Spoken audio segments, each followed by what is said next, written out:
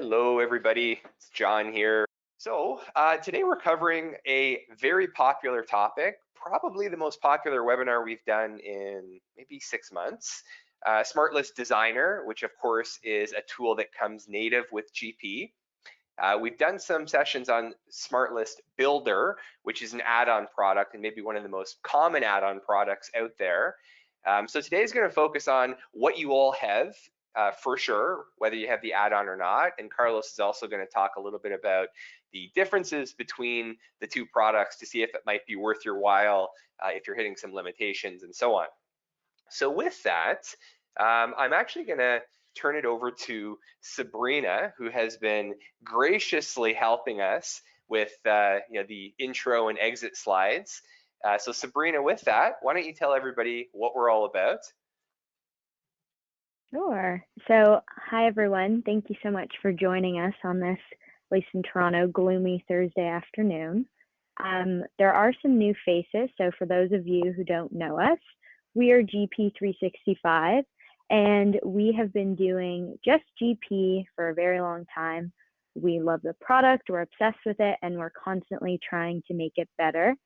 So essentially what we're trying to do here is make GP a seamless hosted experience where anyone can log in from wherever they are. So essentially what we're doing is turning GP from an on-premise product to up in the cloud. And with that, providing a really cool modern experience to the GP that we all know and love. And we're doing that by building some apps. We host these really cool training events all the time. Yeah, so a few items to cover just before we move on. We are partner friendly. I noticed a few partners on the call as well. So we actually have a pretty big and comprehensive partner network. So our product works very well with partners, and we host their data and customers' data from across North America. So if you have a partner and love them, we can keep that relationship the same, and you can keep on supporting the functional aspects of the product. And as this webinar and some of our past ones show, we work very well with ISVs. So our platform works with all of those products. We have a great relationship in case anything goes wrong, which is super important, especially these days when everyone's working from home and someone's internet is probably going to crap out at some point. So yeah, enjoy the webinar. Carlos has lots of fun stuff for everyone planned. I love that you said crap out on a webinar with a whole bunch of people there. I love that. Just throwing it out into the universe. Yay, I like that. This is good. So I'm not going to spend much time on this. I do see some familiar faces, and I see a lot of new ones as well, but to go into a bit more detail, if you're currently using Dynamics GP, I hope you are, or else you're probably on the wrong webinar. But if you're using GP, what we provide is a way to host that in a cloud-based environment inside of Microsoft Azure's facility. So you never pay for a GP upgrade again. We upgrade you to the latest version free of charge as part of the onboarding, and it's a very all-encompassing great GP experience. So if you are interested and you would like to see a demo of what GP life would look like if you move to GP365, please let us know, and we're happy to set that up. But with that, I think I'm going to turn it over to Carlos. Carlos, I don't know how long today's session is, if it's a really long one or not, but we'll turn it over to you and maybe you can get started. I see most people are here now. Yeah, and maybe that's a good idea. From now on, I'll make sure to set up some expectations so people know, okay, I'm good for the next whatever amount of time it is. So we are focusing on one product today and certain features within there, right? So I think for my part, I'll probably be talking for an absolute maximum of maybe 20 minutes. Probably less than that, but we'll see. Okay, so today we're talking about SmartList Designer, right? Some people once in a while come in thinking, okay, let's talk about SmartList. So SmartList is basically a tool, a reporting tool that lets you see lots of data, and then you can do searches, you can change the columns, you can export to Excel, great things like that. But today we're talking about designing new SmartLists, right? Which is why we're talking about SmartList Designer. I will say that there's two products that are somewhat similar. There's Smartest Designer, which everyone, if you have GP, you should have Smartest Designer, right? It's something that comes packaged in there. And then there's another product called Smartest Builder, which comes from a developer called E1 Solutions, right? Which is a great tool, by the way, right? So they're both good. I would say that maybe Smartest Builder has more features. In general, what I would say is if you just want to develop one single Smartest, one or two, and that's it, and you don't need something really complicated, then maybe Smartest Designer is good for you, right? But if you say, you know what, we really want to focus on reporting, we want to explore different types of reports and build some good functionality in there, then maybe you might consider Smartest Builder, right? So there's two options for everyone.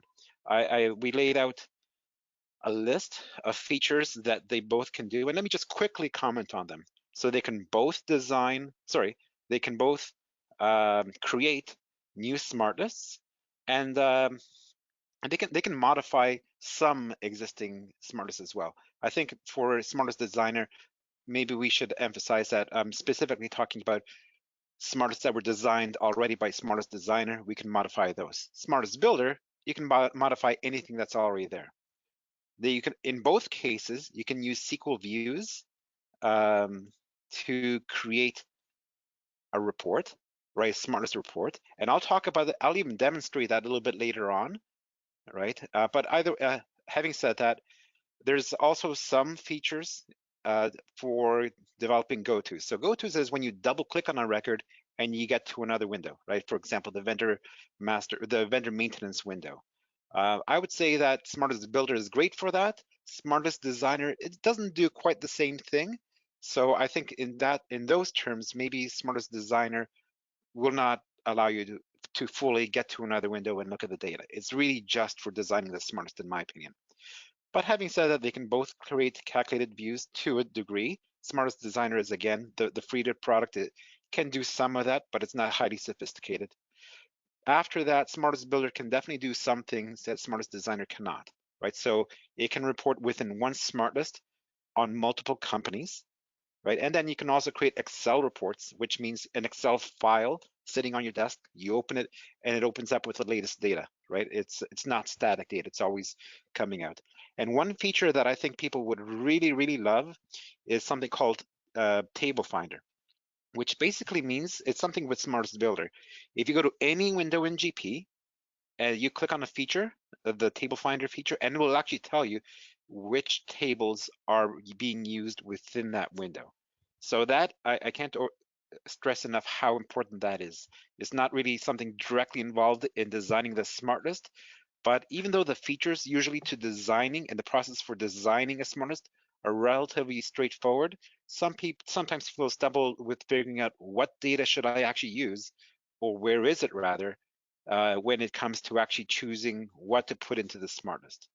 But there you go. So Smartest Designer is a nice, straightforward tool, and it's free. Everyone has it. Smartest Builder really goes the extra mile and gives you some great features. And in my mind, I think there's a lot of budgets out there that could fit with Smartest Builder. So there are some good options in there as well. I think we actually do have something with GP365 specifically, and maybe John will talk about that later. Sorry to put you on the spot. But anyway, there you go. That's a quick comparison on what Smartest Designer is.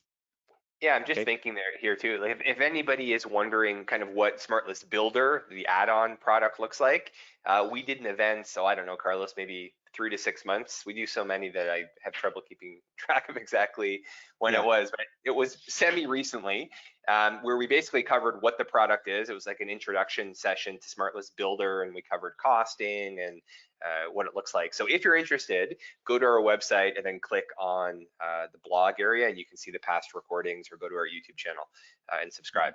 So with that, Carlos, why don't you let us know what we're running through here, and I'll make you presenter and we can get rolling. Let me just talk about the agenda and then making me the presenter. But okay, so a straightforward agenda. We're going to create a smart list, and then I'm going to show you how to add filters, which you could call restrictions if you want. And then as another example, we'll create a somewhat more complicated smart list. And then, so in other words, 2 examples in there. And the third example is going to use a SQL view, which is a little more complicated, a little more technical, maybe I should say, but you'll see how easy it is to really use through my example. But anyway, that's basically what we're going to be talking about. It won't be a long one. I think from here on, probably 15 minutes.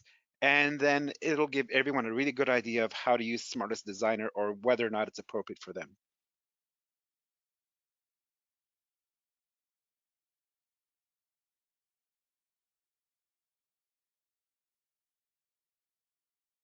Okay, just give me a second here, Carlos. Okay, so let's talk about SmartList Designer. So, as I mentioned before, sometimes people walk into these sort of sessions and say, okay, tell me about SmartList. So again, SmartList is just basically a reporting tool that lets you see a lot of data, right? And you can change the columns, you can do searches, you can export to Excel. It's a very handy thing, right? So here's one of them. I say that only because people people assume this is what we're going to be talking about for the next 20 minutes. So I'm trying to make sure everyone's on the same boat. Okay, so there's some data I could export to Excel, things like that. So having said that, let's dive in and see what SmartList Designer is. Okay, so what I'm going to do is now that I have SmartList open, and it doesn't matter what view, which specific SmartList I'm looking at. What I'm going to do is click on the New button on the top left, right? And that will open up this new window. Sometimes when people do that, they find they opened up another window called the SmartList Builder window, right? So that's actually a competing product that you happen to have. So just keep in mind that they do the same thing in slightly different ways. But the idea here is that we're going to tell GP, we're going to grab this data, we're going to put it into a SmartList, and really that's it. That's all that it should be. Now, what I'm going to start with an example, right? So my example is for GL accounts, right? So I think we all realize that we have a SmartList for general ledger accounts, but what we don't have is a SmartList for segment descriptions, right? So where let's say 01058 is your salary expense. I made that up, but you get the idea, right? So we wish we had a SmartList for segment descriptions. So I will type in segment descriptions, right? That's the name of the SmartList that I'm going to design. And after that, then it's basically these next 2 fields are really asking which folder in here should that show up under, right? So this is something that's for Microsoft, and I'm going to say, I want that to be under my purchasing folder.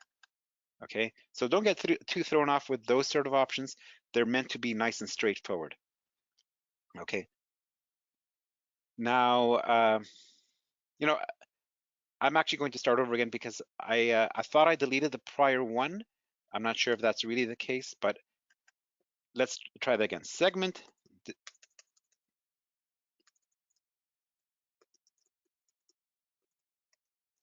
Okay, and this is going to go under my financial folder. Theoretically, it could show up anywhere really, but I think it makes sense to put this one under my financial folder. So after that, I know that this is some sort of basic Microsoft Dynamics GP data. So I'll click on that and I'll expand it. And then I have to ask myself, okay, segment descriptions, what is that? Is that a purchasing thing, sales, what is that? That is, I think what for those of us who have some accounting background, that is definitely something related to financial, right? The general ledger. So from here, now sometimes as I was implying before, the trick is figuring out what the name of the table or the data set is. In this case, I'm just going to take a guess. It's something about segments. So I'm going to scroll down until I see segment description master. So there it is. I check mark it. And really, I may well be done. Now, I do have a process that I suggest to a lot of people who are learning this type of product in the process. Maybe an easy way to do it is I'm going to click on execute query, right? And on the bottom of my window, way down here, it actually shows me what the data is about to look like, right? So it says, okay, there's something in there about segment number. So is that segment, the first segment, second segment, third segment, and so on. This is the actual segment, So 100, 200, 300, things like that. The description, which is what I'm looking for. And then there's a couple of other pieces of information in here. Now, at this stage, I might say, I really just want my financial people to be able to see what their descriptions are so they can maintain them, they can do whatever they need there. Do they need these last two columns? Maybe they don't, right? So I'm going to say, yeah, this segment count doesn't really seem that useful to me. I'm going to just highlight it, click on delete. That looks good. Maybe the node index too. I don't think that's useful at all. So I will highlight that, delete, and I'm done. Okay. So maybe I'll click on execute one more time. The preview seems to be pretty good. So let's pretend that I'm happy. I'll press OK. And there I go. I've designed my first smart list.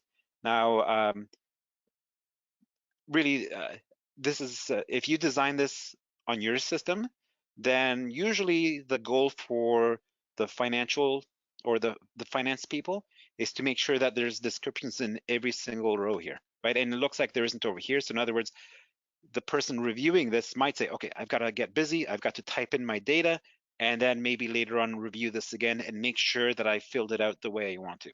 It's good to see if there's anything that's missing or to make sure that it's accurate at the very least. But there we go. Example number one is there's segment descriptions in there. I've got that and we're good to go.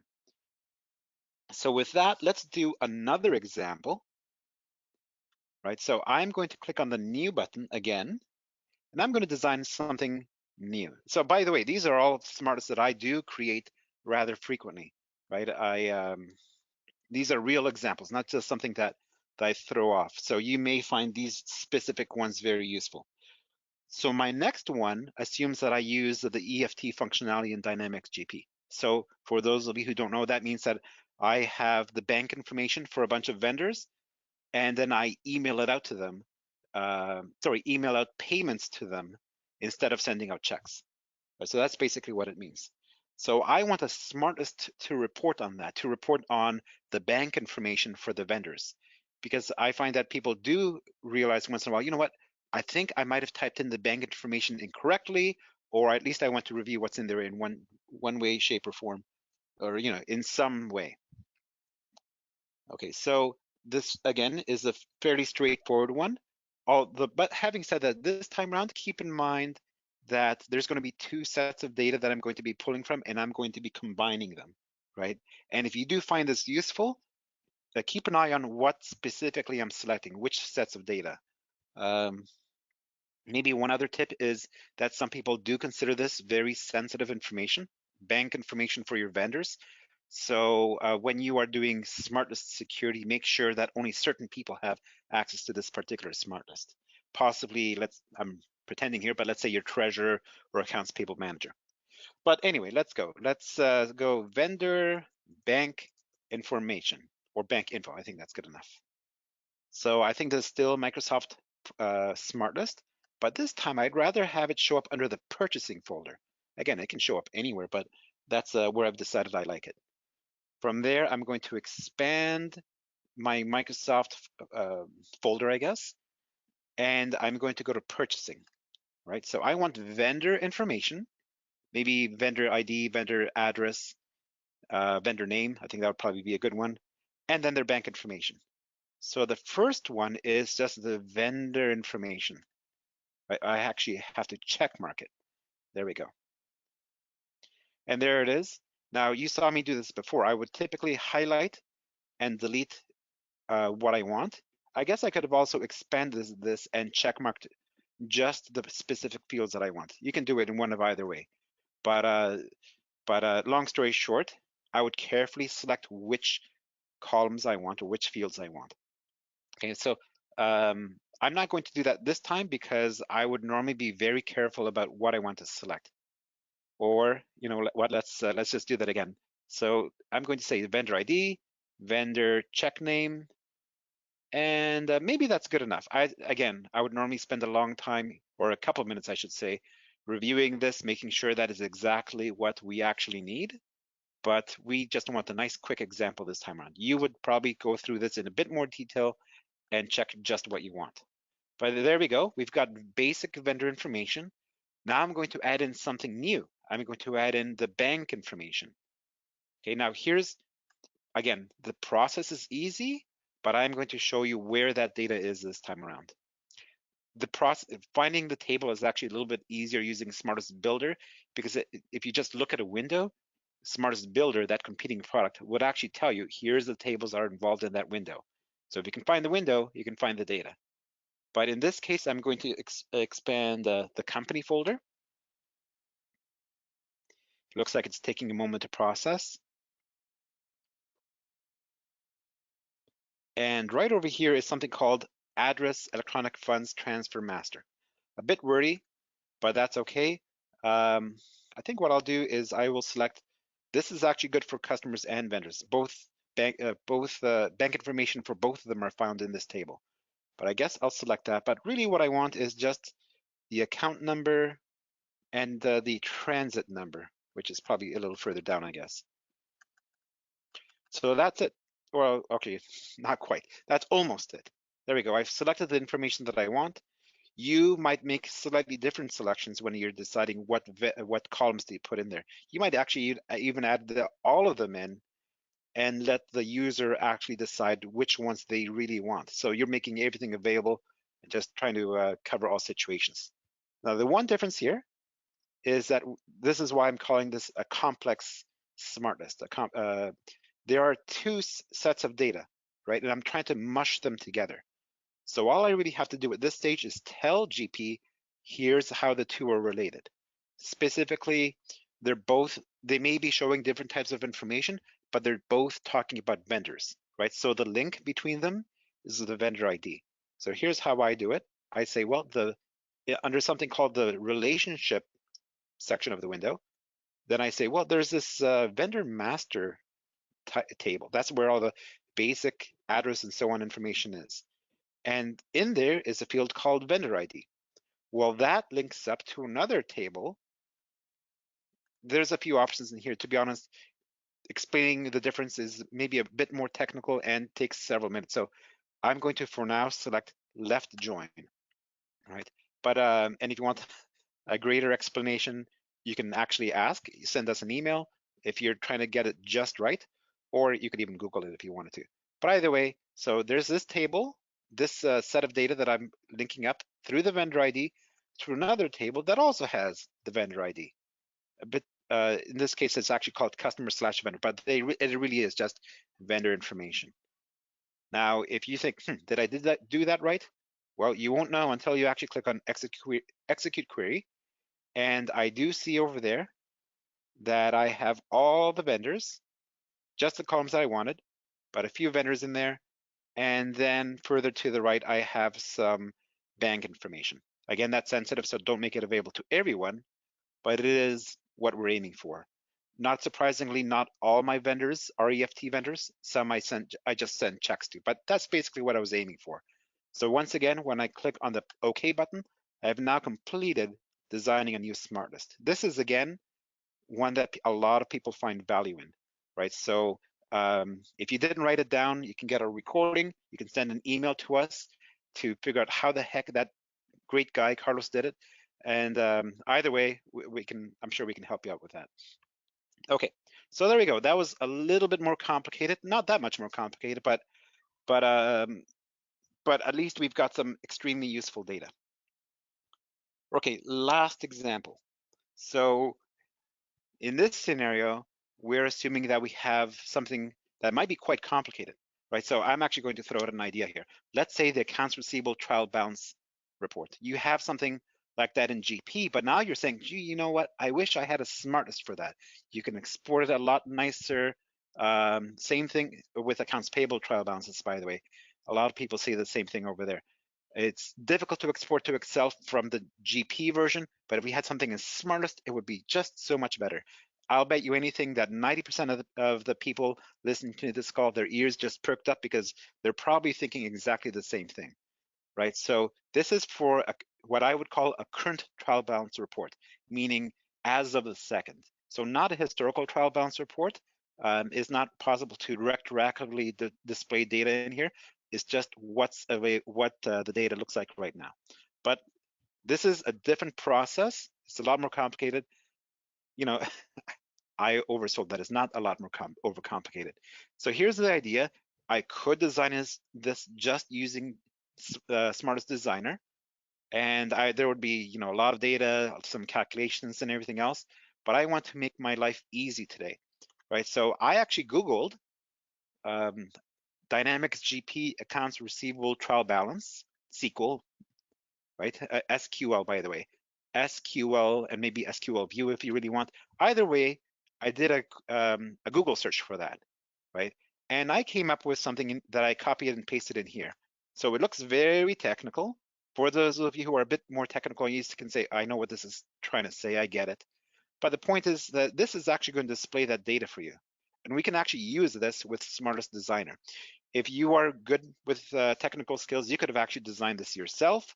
But in my case, I'm pretending that I'm not. So I just did a search, I copied and pasted, and now I'm actually going to use this, right? So on that note, before I actually show you, if you say, wow, I really want this for AR, I have one on my computer for the summary trial balance and another one for the detailed trial balance.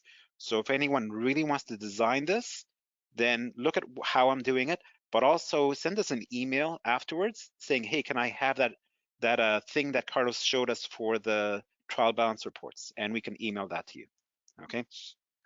Oh, and you know what?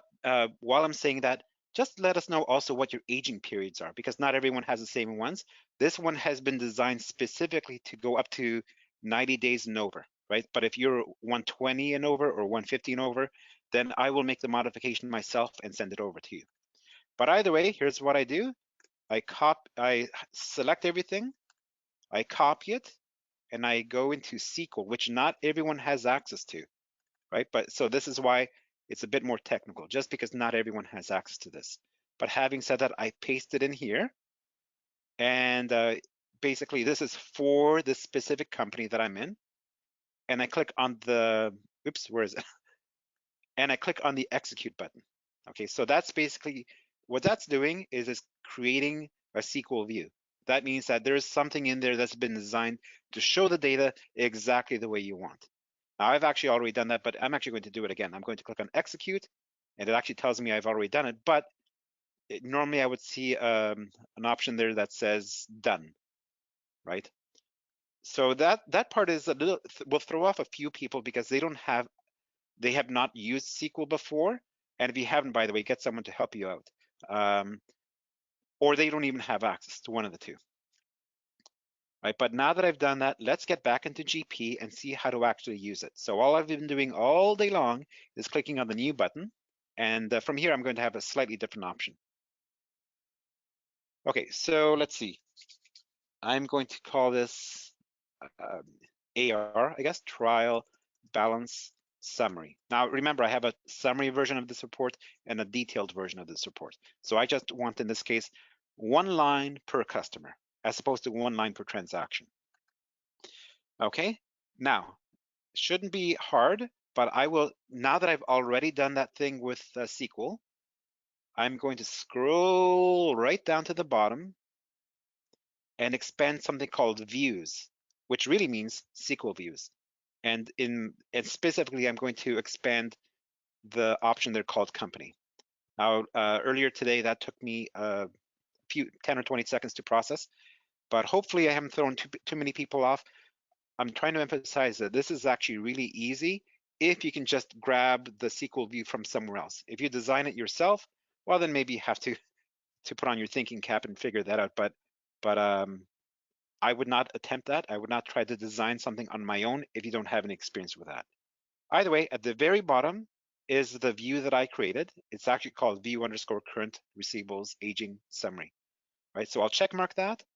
And I've got all the columns that I want in here. And again, you can say, well, do I really need anything?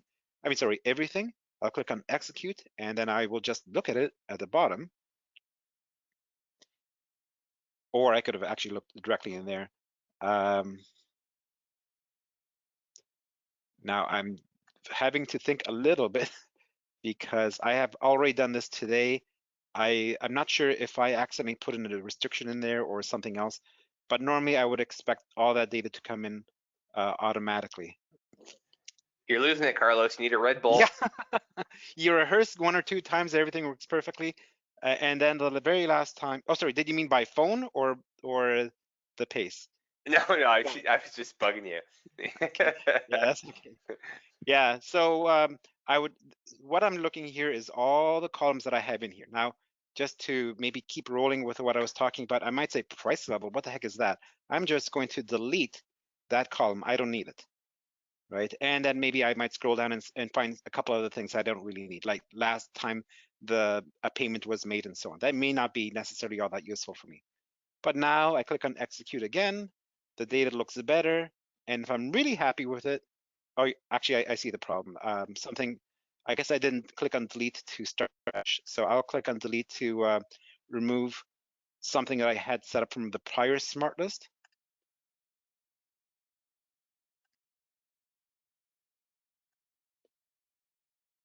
So having done this 15 years, I think I'm okay with stumbling a little bit.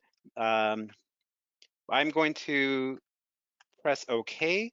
So I've designed the smart list. The columns should come in a moment. You did say it was your birthday tomorrow, so I think It was. So it's okay I, for me to say maybe it's old age. Like, is that? I think that's a perfectly good excuse. So let's say that. I think the technique was fine. I think what I will suggest to everyone is that if you design one smart list, if you're designing a series of smarts like I'm doing, maybe take the extra step that I didn't take, which is close down Smartest Designer and reopen it so that you can start the new one fresh, right? I guess I skipped that step. It's actually a step that I just made up, but I think it makes sense. And that way everything will make sense. So I do know, looking at this, that it all looks good. I've got the customer ID, the name, the columns make sense, and it seems to be taking a while to process, but the technique is fine. If anyone likes the idea of having a trial balance right in Smartest, so you can export it very easily, I can email this to you. Take a look at the webinar if you haven't taken notes already and know what has to be done. And like I mentioned before, though, if you have not used SQL before, please get help, whether it's with someone internally in your organization or even just reaching out to us so that you don't, let's say, do anything too, you know, too, that may be a little sensitive technically, right? But just creating a view is normally a very easy thing to do. Okay, so essentially that's the process. That's what I wanted to get out to everyone. Smartest Designer is a great, simple tool for designing Smartest. And it's not that hard to get started with. So I've shown you a couple of examples, 2 or 3 examples. You can use one of those if you find that useful, or you can even design your own smart lists down the road by yourself. Nice. Okay. I'm just going to steal attendee, or not attendee. I'm going to steal presenter back here if you're all done. Okay. Yeah. Just a question here. Somebody had just asked, has SmartList Designer changed, or does SmartList Designer change with different versions of GP? I would say the answer is yes. Right. So, and the basic part of the, by the way, just to be clear for everyone else, this person is asking about Smartest Designer, right? What I showed is Smartest Builder, I think he said, right? Yeah, So, yeah, so I'm confusing myself now. So, whereas I was showing you Smartest Designer, so Smartest Builder has improved over time. There's some neat little things that I found over the last 5 or 10 years that suddenly crop up all of a sudden.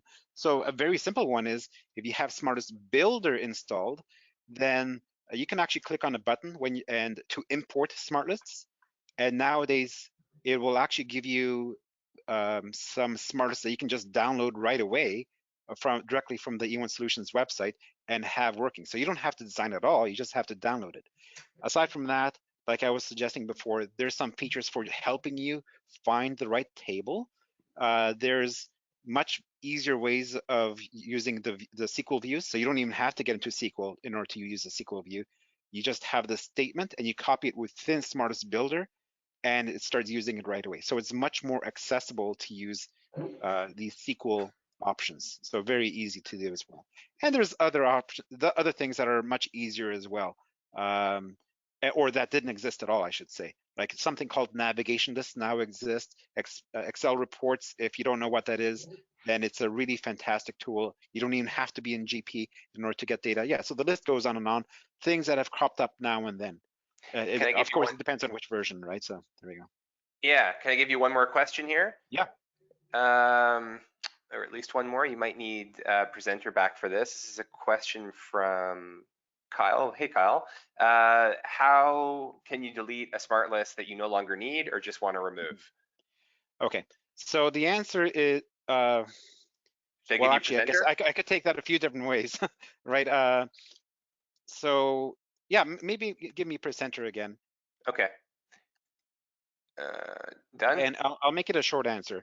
But typically people, let me find a good one to delete. I'm going to go to my vendor smart list. Sometimes people mean the the smartest favorites, right? So for example, I've got some stuff in here, and if you are not in the US, then this 1099 favorite is not something that you need, right? So that is specifically for the US people. So, and again, it can be for anyone, right? So if you've got a favorite in there, then what I would do is I would click on favorites and I would click on remove, and that takes away that particular favorite. So you no longer have 1099 vendors or inactive vendors or maybe discounts lost year to dates. Maybe people don't need that one, right? So either way, I click on remove and it's gone. So that's how to remove smartest favorites. Now, the different question though is how to remove smart lists. So the main folders in here, the main categories. So the answer is if you, well, maybe I'll give two answers here. If this is something that was designed by smartest designer or smartest builder, then what I would do is, and let me find one of them, one of the ones that I designed today. I would go to the one that you designed, and I would click on modify, and you'll get to either the smartest designer window or the smartest builder, either way, and you click on delete. So there you go, another way of getting rid of it.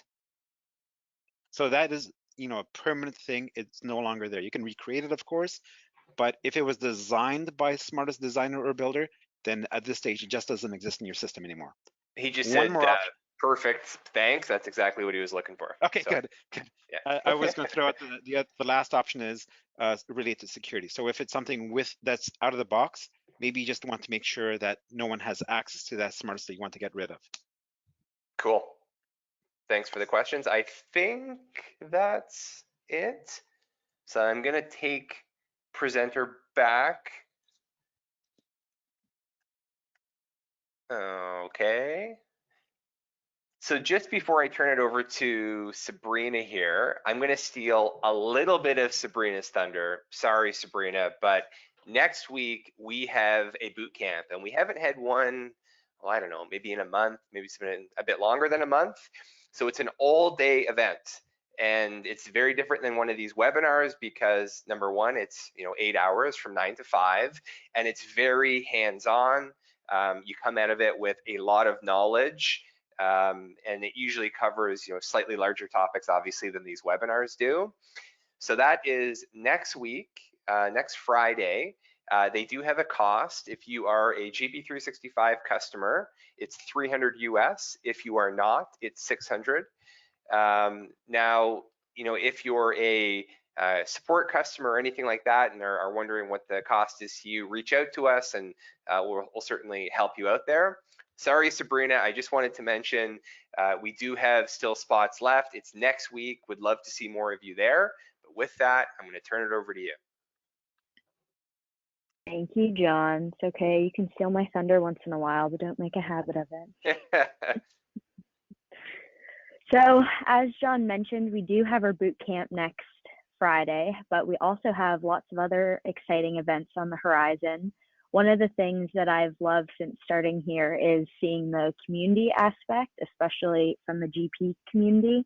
You guys are all crazy about GP and so are we, so it works out well that we can run all these really fun events for you.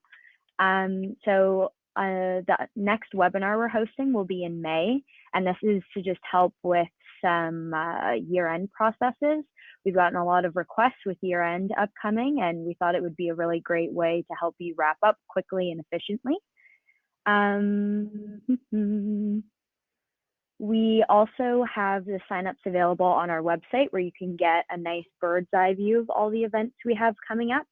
And as Carlos and John have mentioned, all of our webinars are recorded and posted on our YouTube channel every week. So if you miss a session, you can't make it, don't worry, we have it recorded.